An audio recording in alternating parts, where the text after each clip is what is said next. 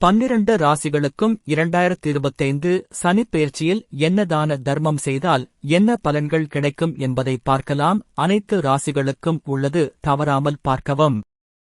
மேஷம் ராசியினர்.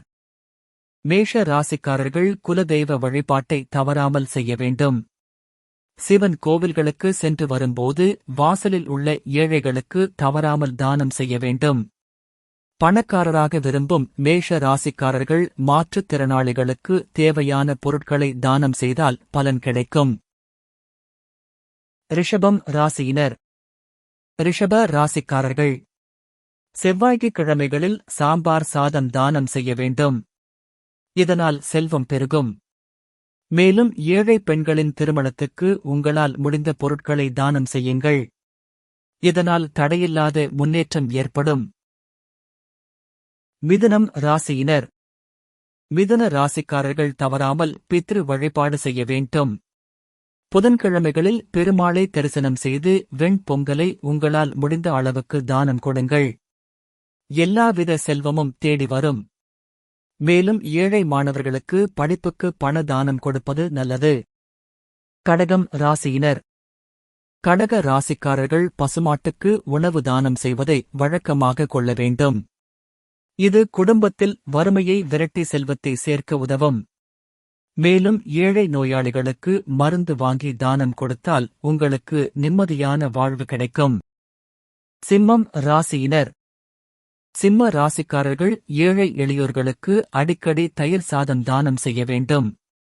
இதனால் உங்கள் மனதில் அமைதி ஏற்படும். மேலும் மாற்றுத்திறனாளிகளுக்கு தேவையானதை கேட்டு வாங்கிக் கொடுங்கள். அது புண்ணியத்தை சேர்க்கும்.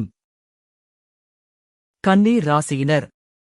கன்னி ராசிக்காரர்கள் குரு பகவானை தவறாமல் வழிபட வேண்டும்.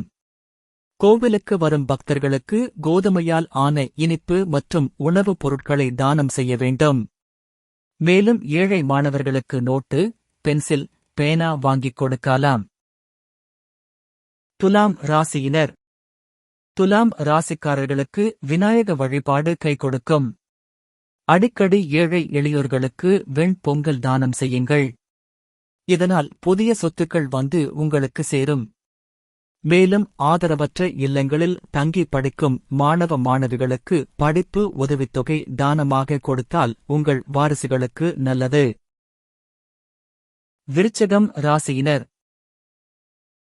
விருச்சக ராசிக்காரர்கள் தங்களால் இயன்ற அளவு மாற்றுத்திறனாளிகளுக்கு தானம் செய்ய வேண்டும். கடன்கள் தீர லட்சுமி நரசிம்மரை வழிபட்டு பானகம் தானம் செய்யலாம். மேலும் அம்மன் கோவிலுக்கு வரும் பக்தர்களுக்கு சர்க்கரை பொங்கல் தானம் செய்தால் பண வரவு அதிகரிக்கும்.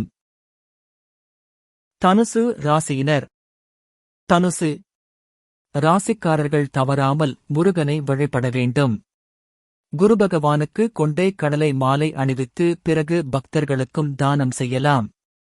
வாரம் ஒரு முறை செவ்வாய் அல்லது வெள்ளியில் துர்க்கை அம்மனுக்கு மலர் தானம் செய்யலாம். மேலும் செவ்வாய்க்கிழமைகளில் சாம்பார் சாதம் தானம் செய்தால் வாழ்வு செழிக்கும். மேலும் வயதான பெண்களுக்கு தானம் செய்தால் நல்லது. மகரம் ராசியினர். மகர ராசிக்காரர்கள் ஏழை பெண்களின் திருமணத்துக்கு உங்களால் முடிந்ததை தானமாக கொடுக்க வேண்டும். மேலும் வாயில்லா ஜீவன்களுக்கு தீவனம் வாங்கிக் கொடுக்கலாம். கோவில்களில் சீரமைப்பு பணிகள் நடக்கும்போது தானம் செய்தால் வீட்டில் லட்சுமி கடாட்சம் உண்டாகும். கும்பம் ராசியினர். கும்ப ராசிக்காரர்கள் குலதெய்வ வழிபாடை மறக்காமல் செய்ய வேண்டும். ஏழைகளுக்கு கதம்ப உணவை அடிக்கடி தானமாக கொடுக்க வேண்டும். இதனால் உங்களுக்கு வரும் பண வரவு இரட்டிப்பாகும். மேலும் ஏழை நோயாளிகளுக்கு மருந்து மாத்திரை வாங்கிக் கொடுத்தால் வளமான வாழ்வு அமையும். மீனம் ராசியினர்.